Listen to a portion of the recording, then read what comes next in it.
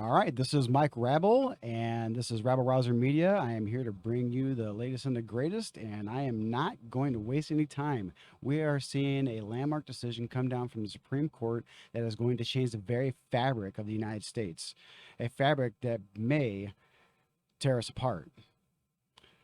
It is the Roe v. Wade decision that has come down, and it basically ends 50 years of federal abortion rights. All right, so I'm very conflicted on this, but we're gonna go ahead and get into it and discuss that.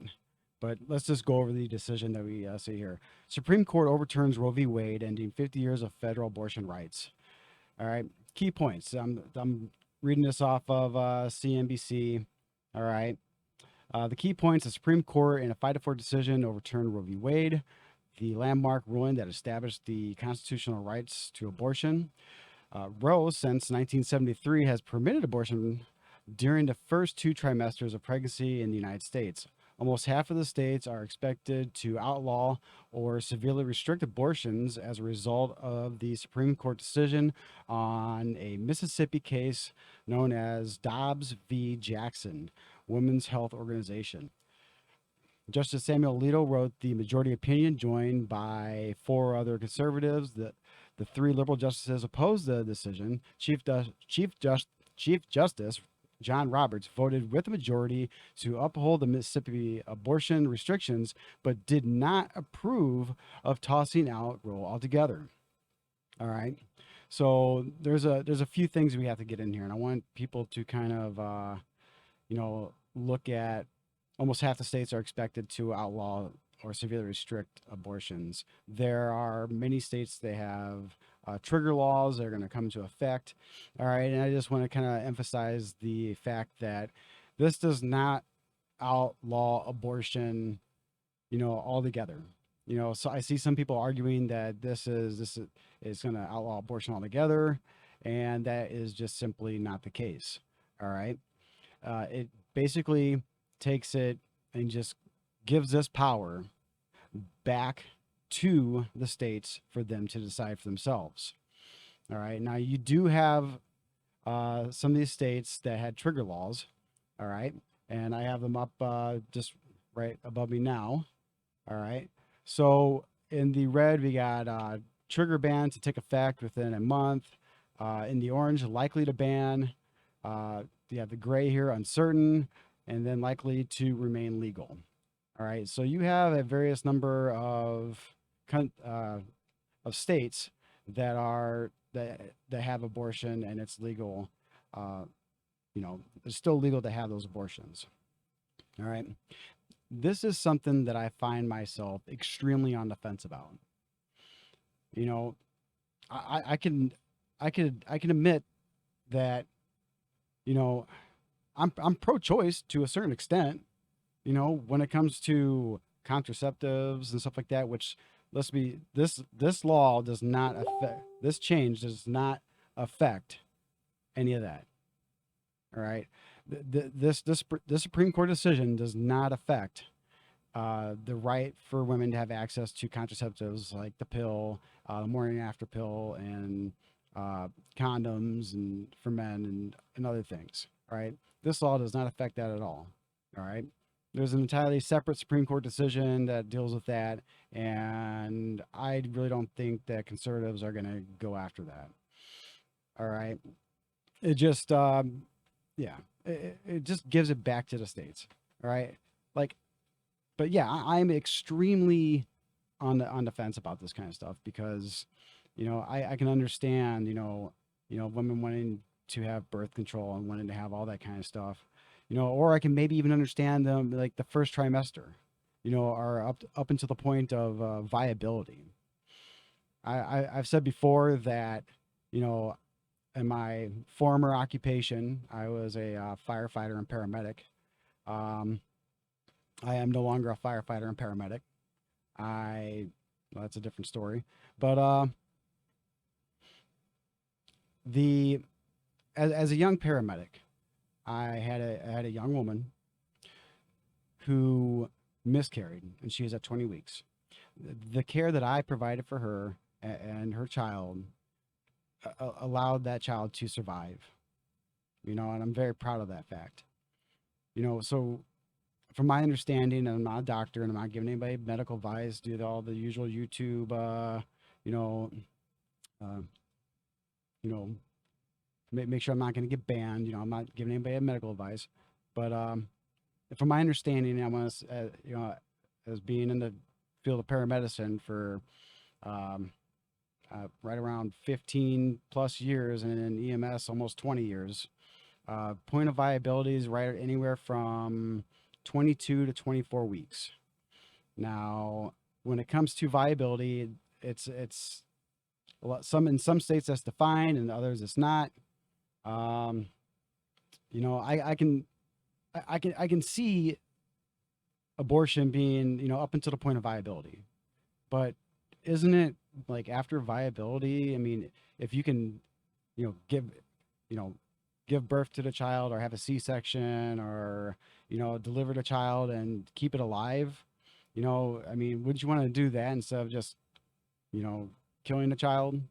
That's kind of where I kind of that's where I kind of cut off, you know and I've had people make the argument, about rape and incest and stuff like that, you know but let's be real. All right. Uh, let's look at this article here. All right. Rape and incest account for hardly any abortions, and this is USA Today. All right.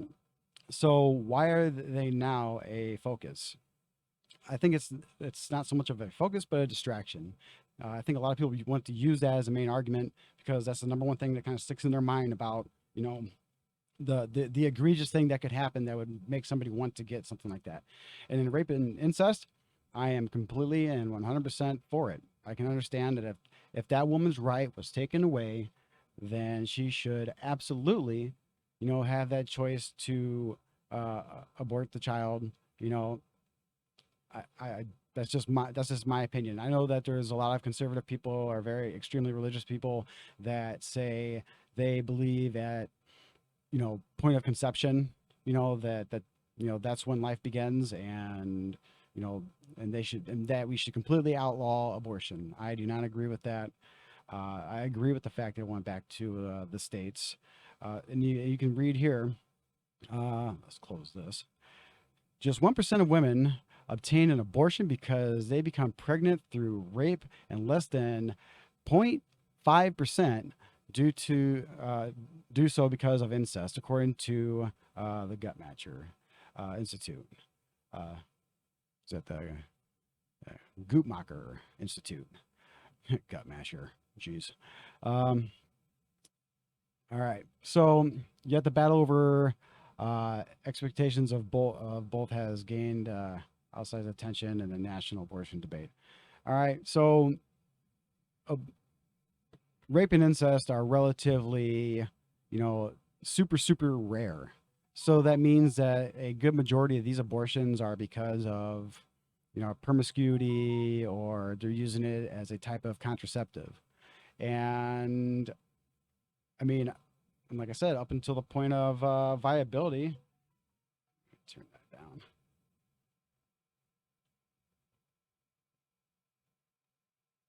And up until the point of viability, I mean, yeah, I can maybe understand it. All right. The thing that I can't wrap my head around is that you have some of these states that, have no limits. All right. And was this World Population Review that goes over some of the states in the United States that have these restrictions. All right. So let's see here.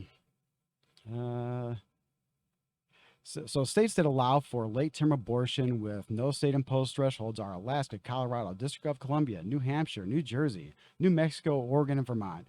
That means that you can literally give birth, to a child, where you don't give it, don't give birth all the way, and snip the spinal cord and then finish delivering a child. I cannot, I cannot support that.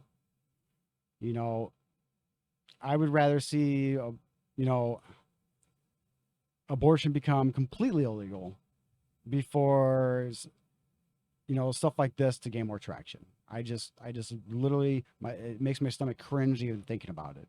You know, that, that kind of stuff happens. All right. Now, let's see here. Okay. Yeah, it just makes me kind of cringe. All right. I've had some people that make the argument that, you know, well, maybe she can't afford it, or maybe she doesn't want to take care of it, or, you know, or it's my body, my choice. All right, let's go with my body, my choice. All right, it takes two to tango. All right, you know, during consensual sex. All right, and we've already established that, most of these abortions are happening between people that have had consensual sex.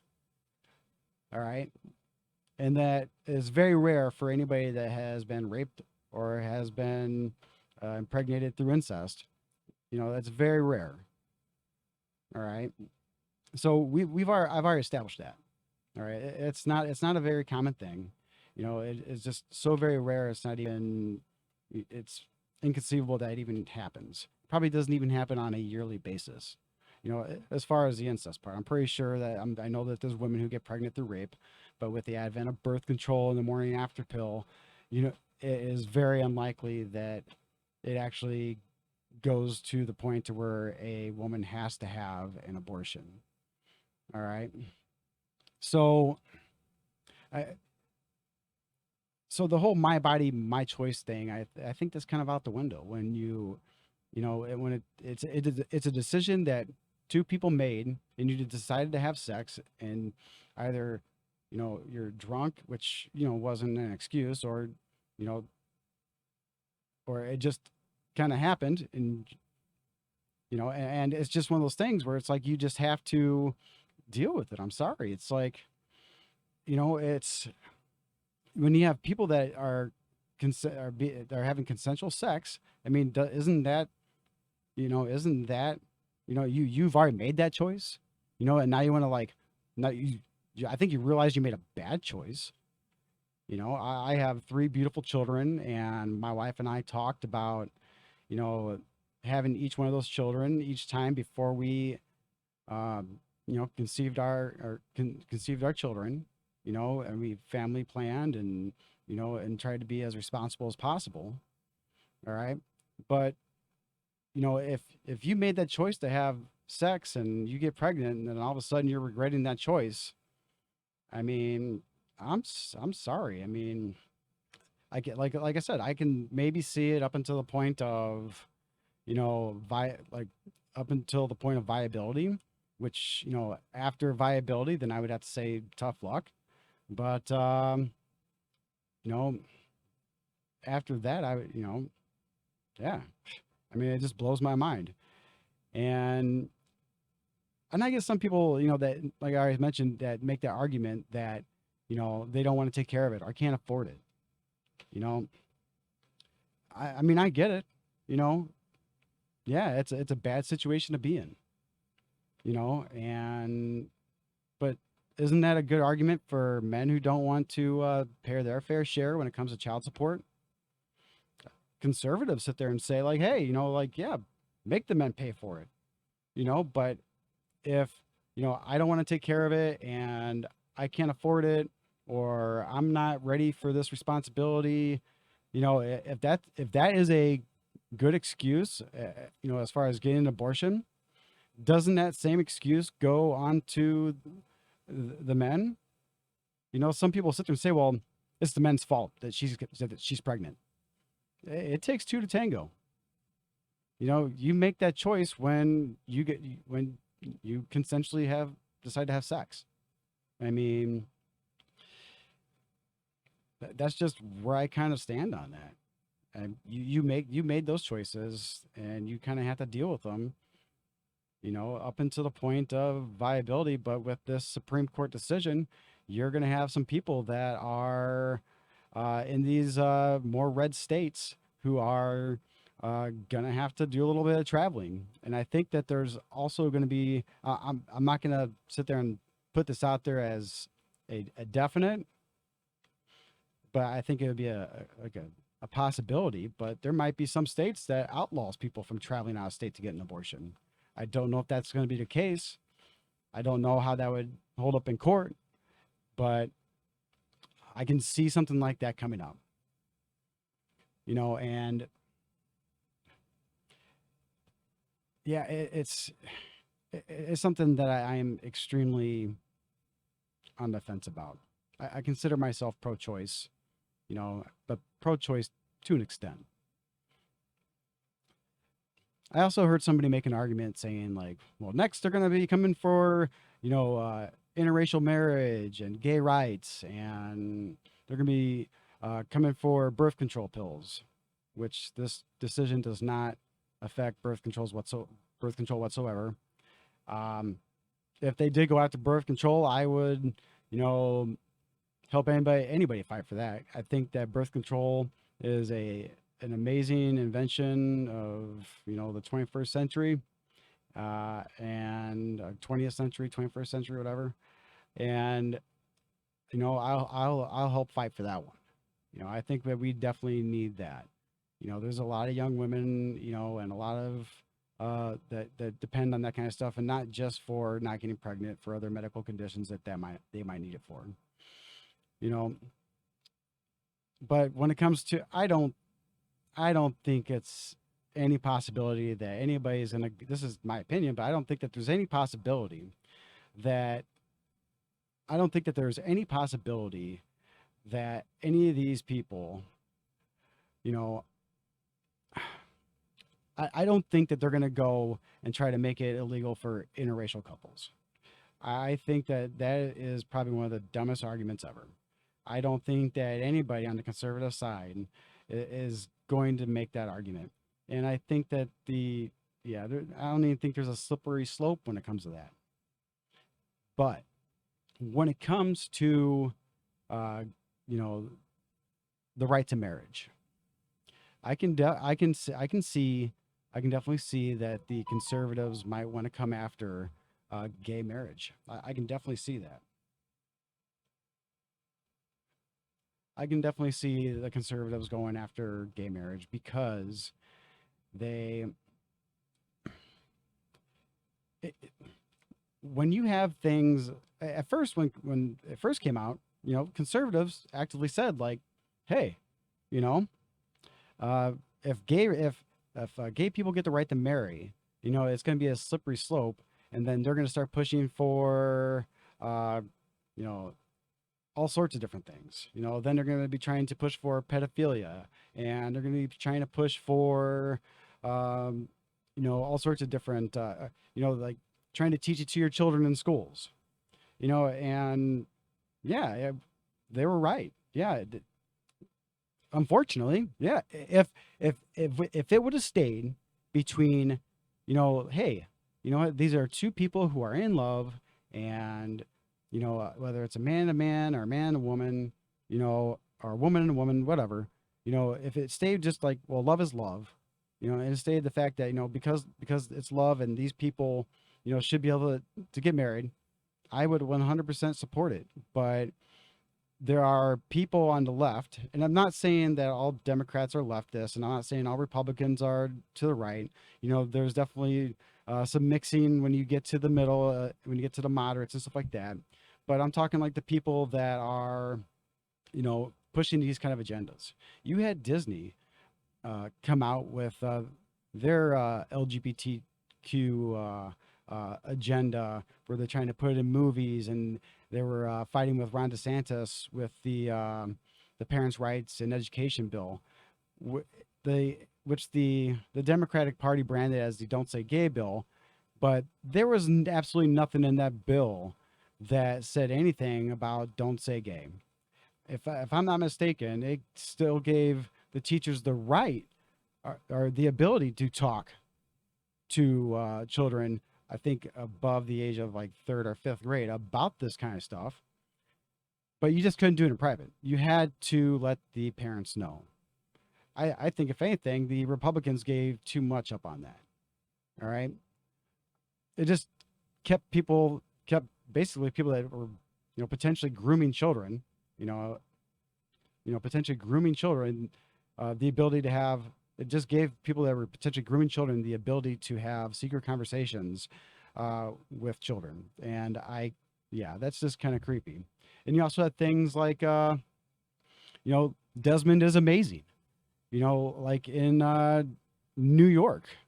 Uh, I think he's in New York, but you got Desmond is amazing, who is a child, a transgender drag or child drag queen, and they've had uh, in certain areas they've had children, on stage, like doing drag, who are stripping on stage, who are having, money thrown at them. I mean, these are very adult situations that children should never be objected to, and this is absolutely child abuse, 100%. All right.